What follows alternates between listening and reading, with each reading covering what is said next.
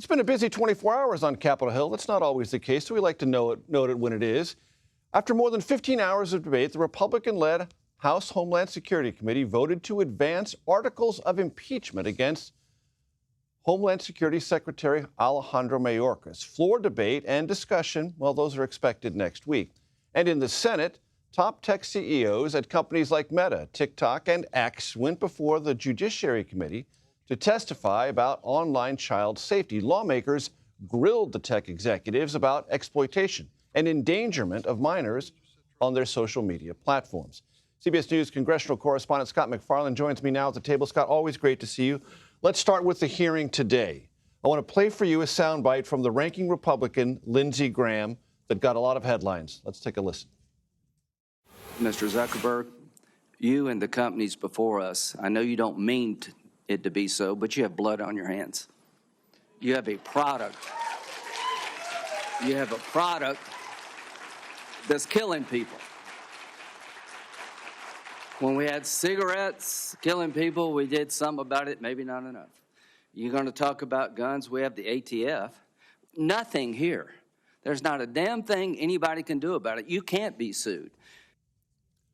I just want to catch the audience up on one thing. You can't be sued. That's a line in reference to social media platforms. As of 2005, under a law called Protection of Lawful Commerce and Arms Act, gun manufacturers cannot be sued either. So when Lindsey Graham makes a reference to the ATF, yes, that is a regulatory agency, but gun manufacturers, and there are plenty of children victims thereof, can't be sued either. Scott, the hearing today is about moving legislation or a consolation prize for victims' families who would like legislation but haven't seen it yet and may not see it this year? I think we're about to find out. There are so many hearings on Capitol Hill, they become white noise after a while. This one was just different from the start. Not just because it's an issue with which Americans are viscerally connected, but because in the room were all these families who either lost loved ones that they attributed to a social media experience or being victimized on social media. It was an emotional room. Bullied, mental health issues, in some cases suicide. Body image issues, self-harm, a range of consequences from social media, they say. But it also served as a cathartic moment, I think, for a lot of those families and a lot of people watching from home. That's why you heard applause when Lindsey Graham spoke. You don't get applause at a congressional hearing very often, but the politics on this are totally inside out.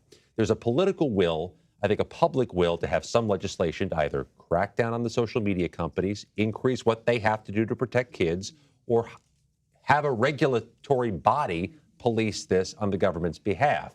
And you have bipartisan coalitions that have already formed. You know, these political mixed couples of Democrat Richard Blumenthal, Republican Marsha Blackburn, Democrat Elizabeth Warren, Republican Lindsey Graham. The infrastructure for legislation is right there, but nobody's moved before today.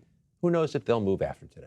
And I listened to experts in the tech space say, yes, legislation could be helpful, but it's hard to write and hard to make practically useful. And there are risks. Let's say you want to have an age requirement for getting on a platform. Well, then suddenly a kid or their parent is putting age information in platforms' hands directly. Well, there are privacy issues there. There are data management issues there. This is a tough space. What do you hear about the ability to actually write something and get it passed? This is the same fear with AI legislation. You have to understand the thing before you can legislate and regulate the thing. And it was clear Congress missed the boat in the important opening months of social media. They should have been on top of it then. I think what Lindsey Graham and Elizabeth Warren would argue is if we set up a regulatory agency, a nonpartisan independent agency, we can bring in experts to do just that kind of thing. But the overall message I got from today's hearing is that you can put some of this responsibility, rightfully so, on parents, but to expect parents to keep up with the technological change and the way kids are good at finding backdoors on all kinds of parental guidelines, you really should have the burden shifted to the people who make the technology. They're best suited and best educated to help protect it. Scott, it's a continuous story, at least it has been for the last couple of weeks.